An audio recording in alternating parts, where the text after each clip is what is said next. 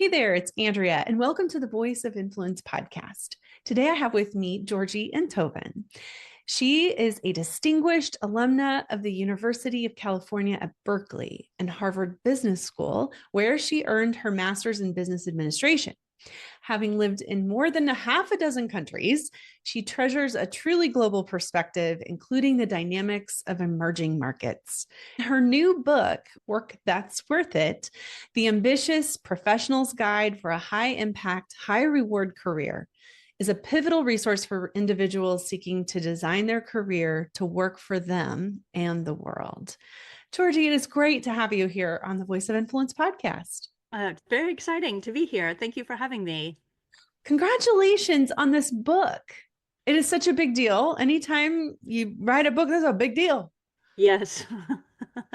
I'm not She sure laughs. how the rest of the world appreciates what a big deal it is, but yes, it is an amazing process to go through and a very humbling process. Yes, but a big deal for sure. Wait, can I ask what you mean by humbling? Yeah. Well, I think that writing a book, um, you face all your demons. Mm. So humbling in the sense of like how you motivate, how you keep going, how you get through the parts where you feel like you've been knocked over, how you keep wanting to do better, like all these different aspects. But yes, like you face them all. And Yes. your poor family, like because you talk about it a lot. So I can relate, and I totally get all that you just said. Yeah. Yeah. I really want to cover, your book and your expertise today from a couple of different perspectives, if you're okay with this. Sure. Great. That of the person who's considering like what work is worth it for them, but then also that of the organizational leader who wants to create an environment that makes work worth it for their employees or teams. But first, what does worth it mean to you? Yeah. Well, that's a great question. And the book was originally called 90,000 Hours for Good. And when we got to the point where we were editing, we switched it to Work That's Worth It. And the reason being is that it appeals to more people. Like it is a broader message and it felt like it was more accessible. And if you hear young people, not just young people, but I hear it often with young people, like early professionals, they'll say it wasn't the job they're offering me wasn't worth it. They wanted me to do more work than it was worth, or what's going to be worth my time. And so that word seemed to have a lot of weight. And for me, if I had to narrow it down in like a really short way to think about it is the job good for you and is it good for the world or your career? Even bigger picture. And so is it working for you? Is it working for the world? And so that for me was the definition of making it worth it. Okay. And good for me can mean so many different things too. Yeah, and that's part of the work, I think, is Yeah. to try really figure out what do you want? Let me give you an example of someone who is doing great work for the world, but not good for them. So somebody who is working for a cause they really believe in, and they're very underpaid for the work that they're doing. And they feel that responsible to actually carry this cause. And if they're not Hmm. there, they wonder like who's going to be raising the money, who's going to be making sure these children have treatment or whatever it is. But given our societal structures, often that work that we really value and need is not compensated sufficiently. And so what happens with those people is that they burn out. And those are our kindest, nicest, best humans. And so part of what I am interested in is getting those humans to last their 90,000 hours in places where they can have the impact that they want, but that they're compensated in a way that is nurturing for who they are, gives them energy. Hmm. And I know that you use compensation not just as a word that means money. Can you Yes. just expand our understanding of what compensation Yeah. really I means. mean, in my book, one of my chapters is on compensation, and I found compensation to be such an interesting topic when I was doing my research for the book, and it people have strong feelings about it. And what I noticed, first of all, is everybody has a different view of what feels like the right compensation. So, for instance, you can have a teacher, two teachers, the same school, same salary. One of them feels sufficiently compensated and the other doesn't. And so it really does come down to the individual. And I don't think we can make sort of judgments. We know that in certain industries, people are paid better than others on financially, but compensation means so much more than just the finances. So compensation is anything that is giving you energy and reason to keep showing up at work. And so that can include things like working with an incredible role model, working from home, being able to take care of the people you love and work, meeting very interesting people, having great discussions. I just actually had a conversation with somebody who part of the reward for his work is he finds the problems he's trying to solve so incredibly challenging, and that's invigorating for him. So I think thinking more broadly about compensation is anything that gives you energy to keep going. Yeah. Yeah. I had actually somebody yesterday because I do like batch recording of podcast episodes and interviews. And yesterday I had somebody ask me how, like he just is starting his podcast and he was like, "You've been doing this for 8 years." He's like, how have you kept going? Like, why do you keep going? And I said, you know, I've always wanted to be a part of the conversation.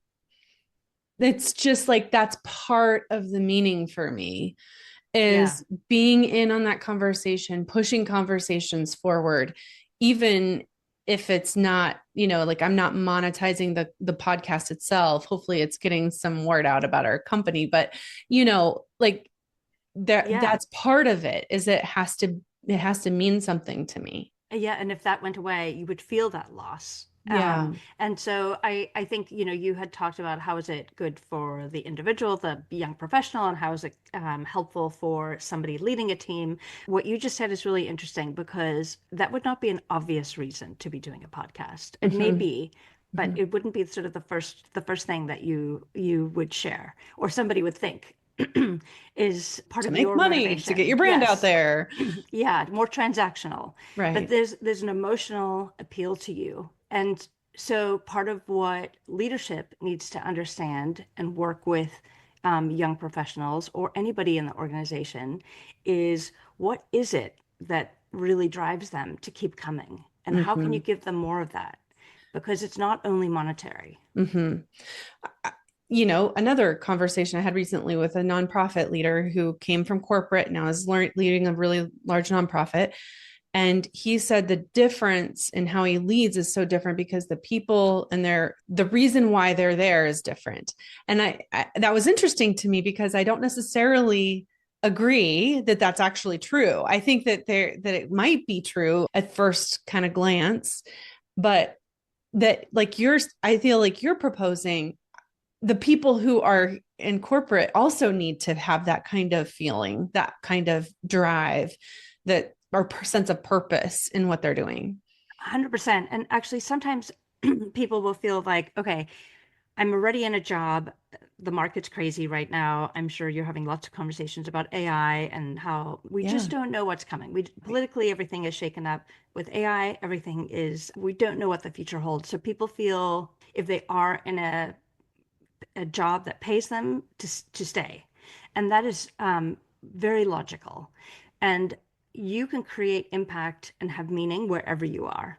And so you I don't have to agree. go to a not-for-profit or a social worker or something to find meaning. You can bring in meaning or find the meaning wherever you are. Yeah. Yeah. And what you're saying is it's okay to also prioritize what you need in your life in terms of money. Like that can also be a part of the picture for you. It doesn't have to just be the purpose.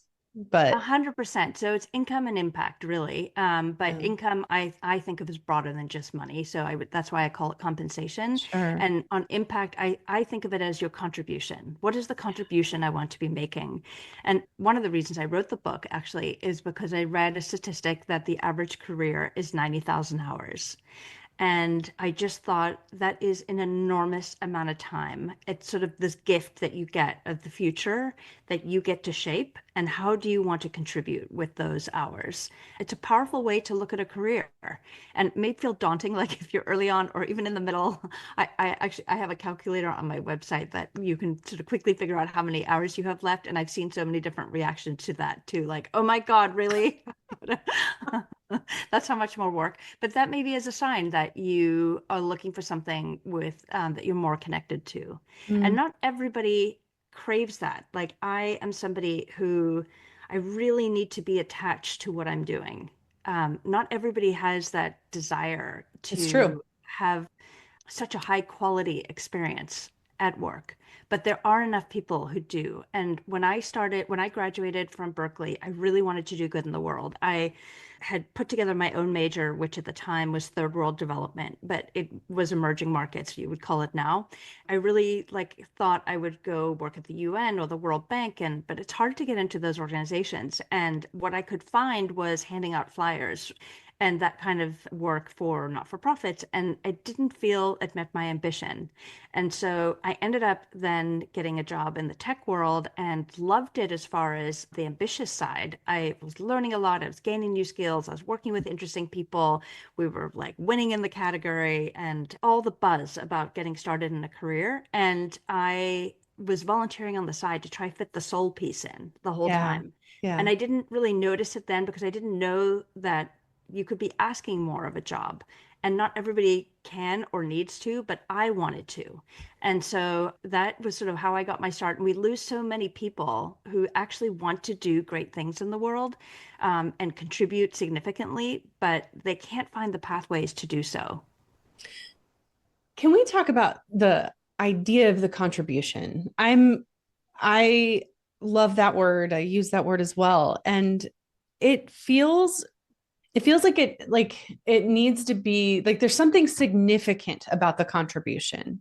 So I can do work that is in a sense a contribution, but it's like I'm doing something that is producing something.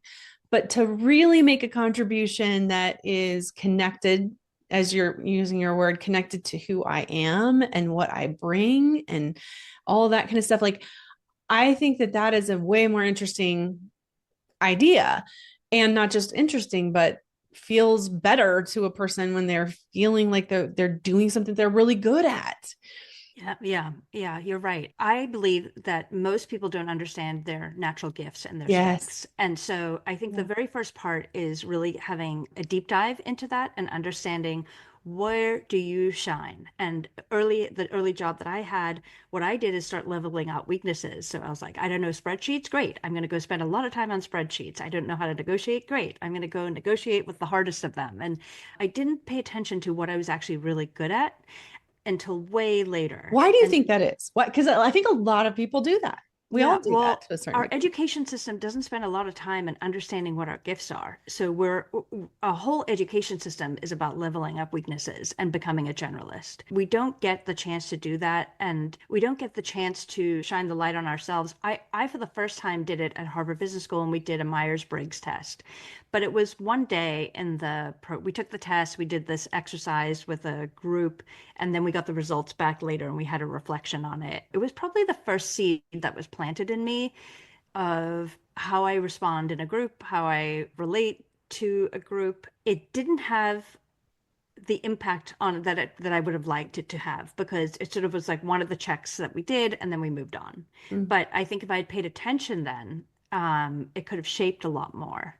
And so, for instance, at Harvard Business School, I always felt like a fish out of water.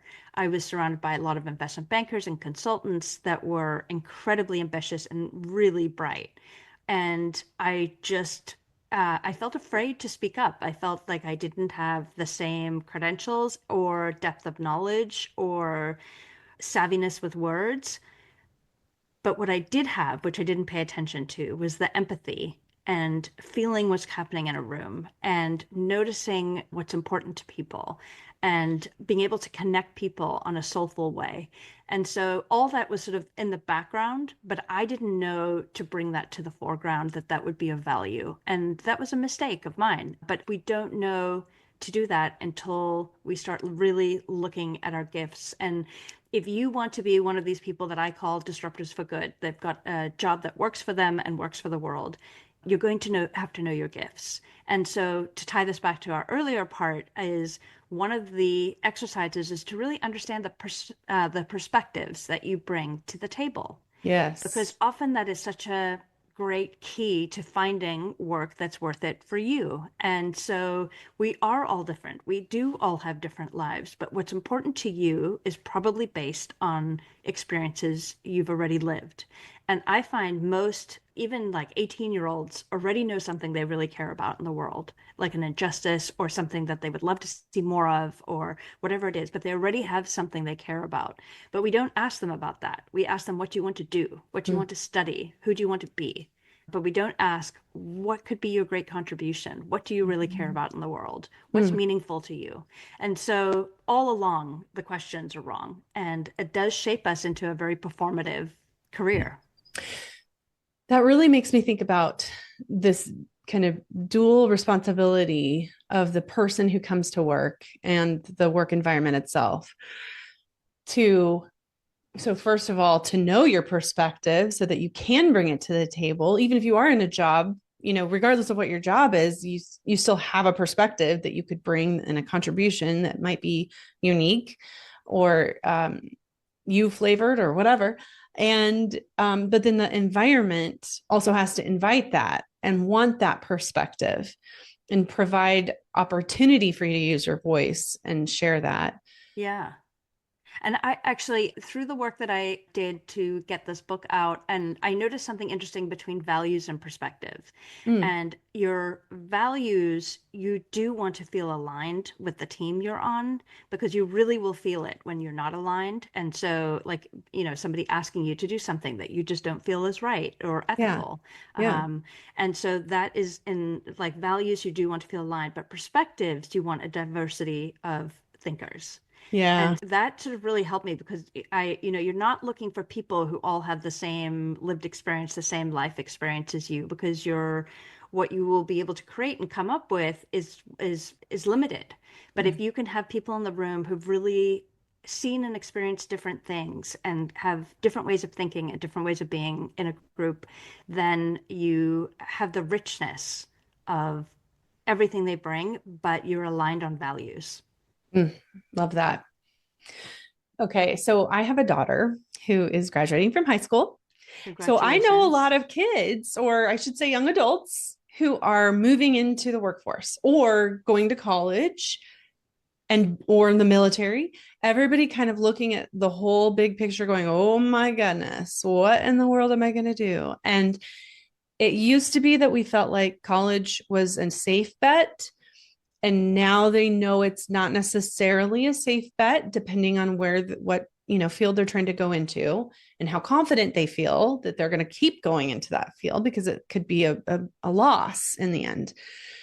So there's a lot of pressure on these kids to make a decision when they come out of high school about what the heck they're going to do and what their next steps are. I'm wondering if you could help relieve some of that pressure. What are your thoughts? Relieve the pressure.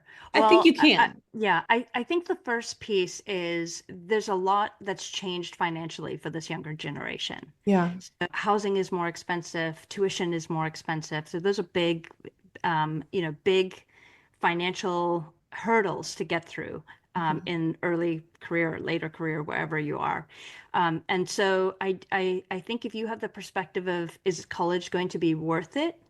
I think those are really good conversations to have. I think where before, well, when I talk to a lot of young people, why they go to college is because they don't know what else they would do. Mhm. And so they go to college. I think so much of education is based on like you give an assignment, you work on it, you do it, and then you hand it in, get the next assignment. Mhm. And all of a sudden, college is one of those first moments where you get to decide if you're going to keep going on that track. Yeah. And there are many great options. You do not need to go to college to be able to contribute positively to the world or do well financially. It's more and more the case. However, there's a lag on many jobs that will say they require a college degree when they don't need it. They don't Yeah. need it for the skills.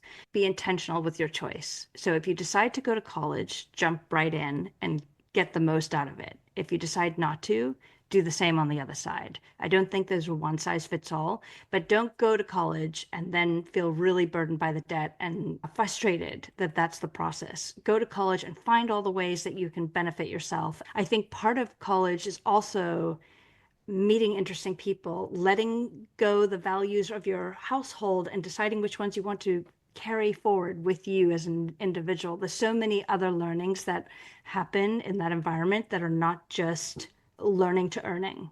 But because the cost of college has gone up so much and it is difficult to pay off on the other side, a lot of youth are going to college really wanting it to be practical. And Hmm. that's not how college started off. It was much more theoretical, teaching you how to think, teaching you how to lead, teaching you how to be creative. And so now college is needing to be more theoretical, sorry, more practical, allowing kids to get actual skills that are going to get them the jobs. Hmm. But I think that the antidote to that, if you do go to college and you want to be well prepared for work, for good or bad, you're going to have to get work experience earlier on in your career. So in during college, you're going to need to have work experience. And not, our generation had experience in the ice cream shop and the coffee shop as a lifeguard. And I think those are such valuable experiences, but they're not what's being valued today. And so you do need to start figuring out what you want to be doing in the world Mm. earlier on. It also seems like getting those experiences helps you figure out what we want to do.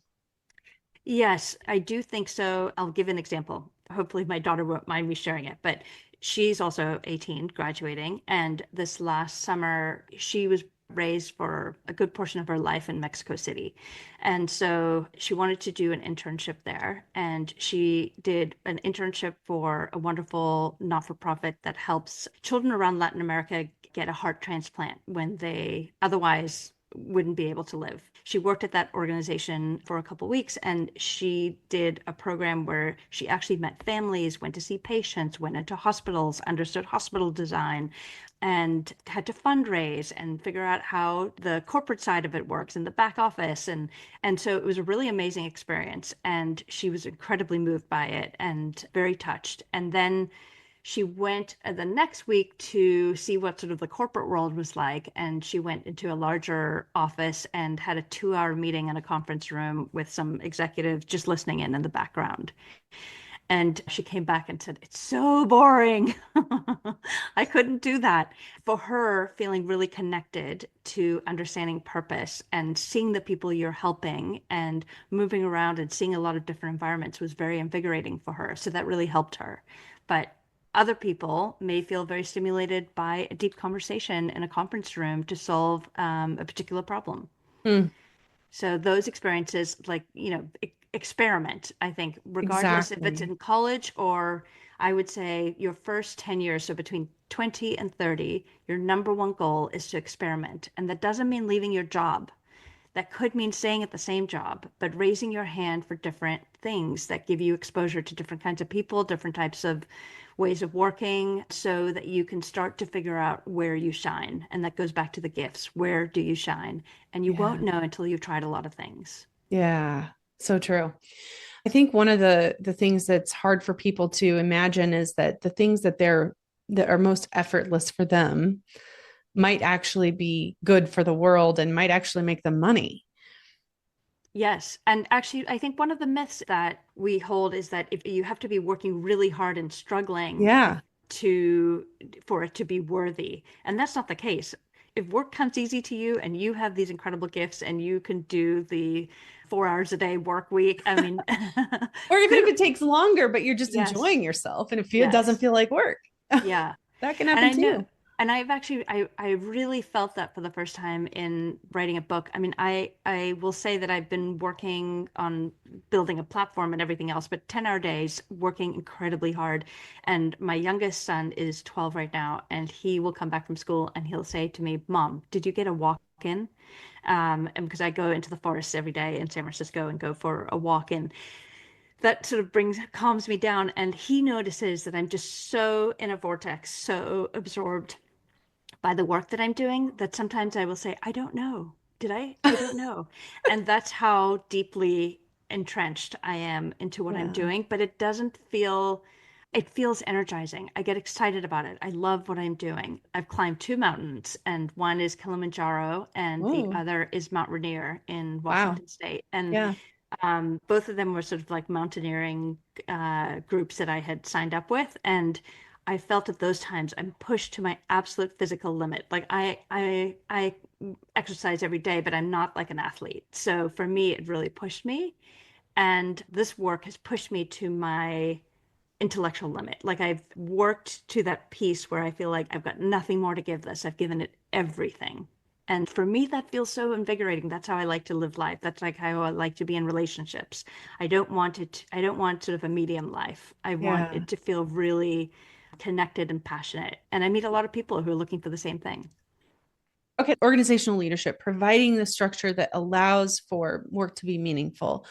What are your thoughts on that? What does an organization need to do, or an organizational leader need to do to make it so that people do feel like their work matters and that Yeah. that it's worth it?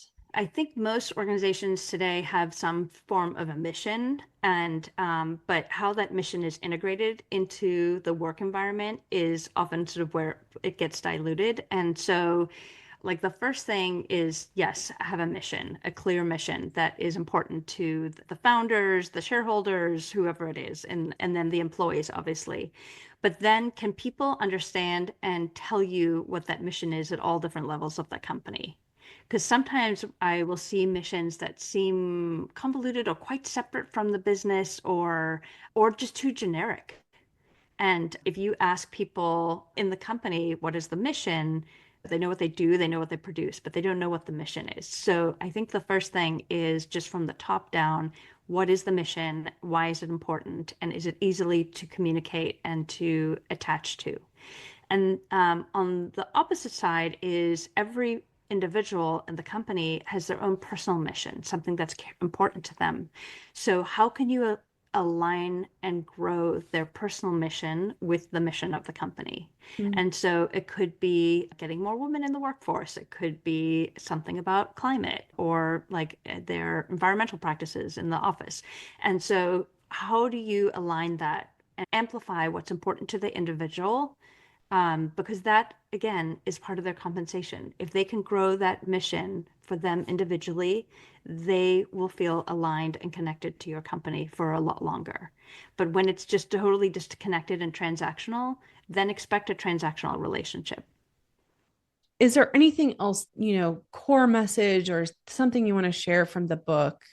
Yeah, Yeah. so I interviewed all sorts of different people for the book, and I include stories from solopreneurs to larger global corporations, and everything in between, so that people can really see different on-ramps for themselves of different contributions. So it could be diabetes, homelessness, a whole range of things, climate. And so one of the things that I notice with people who are really amazing at doing this work where there's a contribution with compensation to match is that they're able to think way bigger.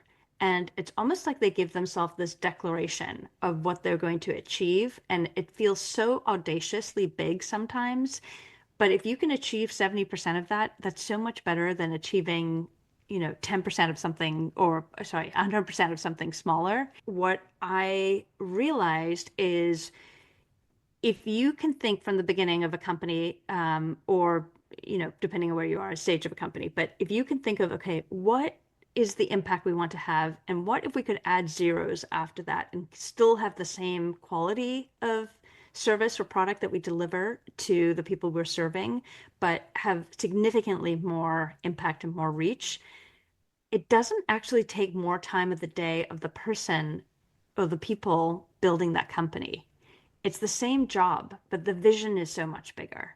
And if we want to make great strides for our planet, for people, if we can get the kind-hearted people who are contribution focused to think really big, and that doesn't mean diluting the quality, but then the opportunity to solve problems and to live in a better world is exponential. And I'll give you my favorite example from the book is a company called Virta Health.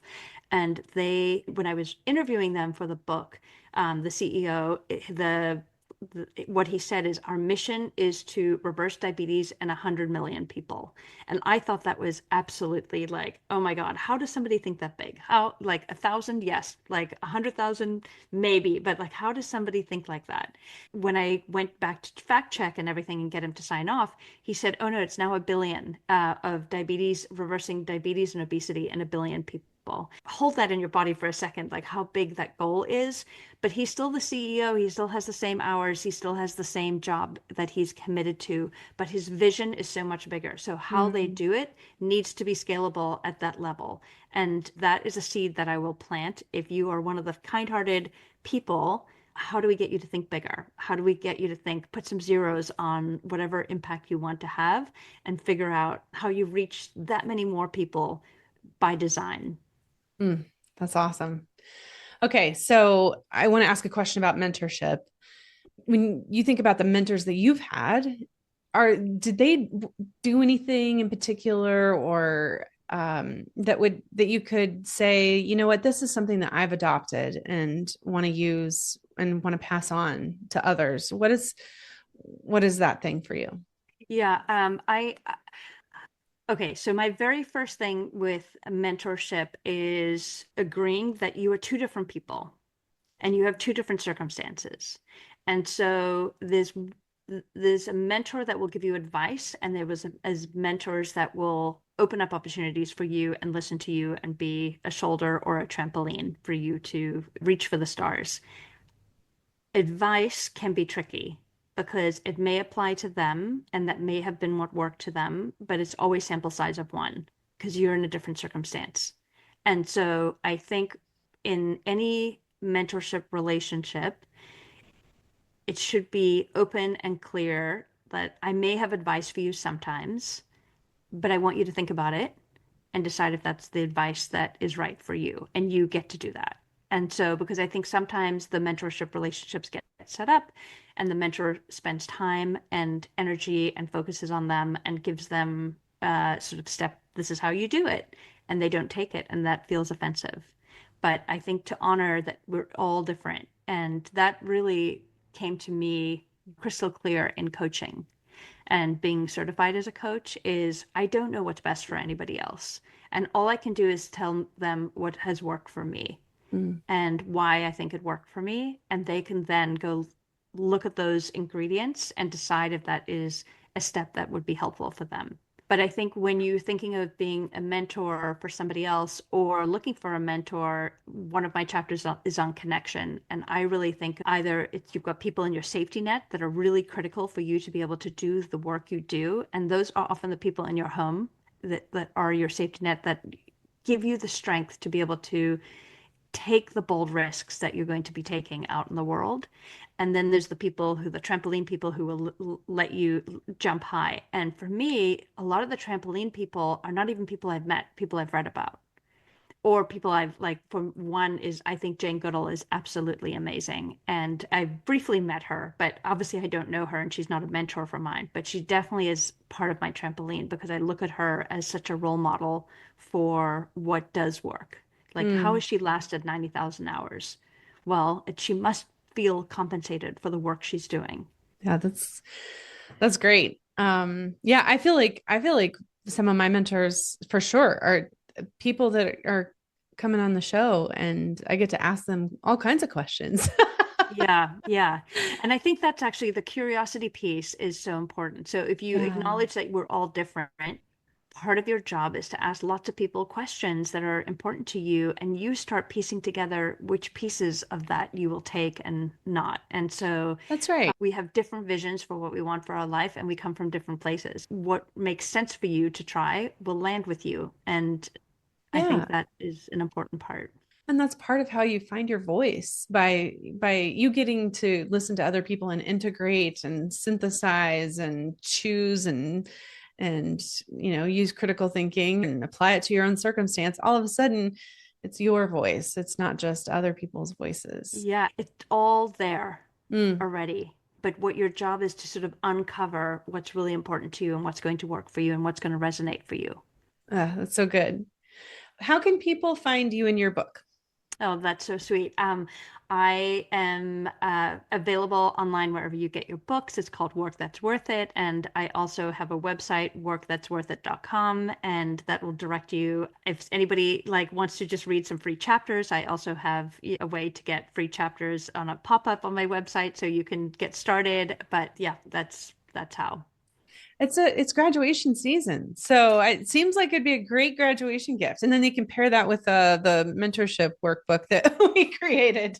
Yes, yes. I think that would be great. Yes, definitely. It's a great chance to take that first look and deep dive into what's important to you. That's right. That's right. Okay, so now the actual last question is, if you could offer one challenge to someone who wants to help shape the future, what would it be? Really good question. Learn to have positive conflict. And so I think learn to understand how to work through the difficult parts. And for me, that was learning nonviolent communication and really understanding sort of the pieces of the hard conversations and getting those pieces right. But I think if you want to go do great things in the world, you are going to ruffle feathers. In a way, it's you are a rebel, you're an activist, a disruptor. And so do the work to learn to have the difficult conversations so that you don't stay small. Thank you so much for your time today, Georgie. Really appreciate it. Congratulations on this book. I hope that a lot of people pick it up. Happy to join you as an author and delightful to be here. I love the conversation. It was definitely a deep and meaningful one. Thank you so much for having me.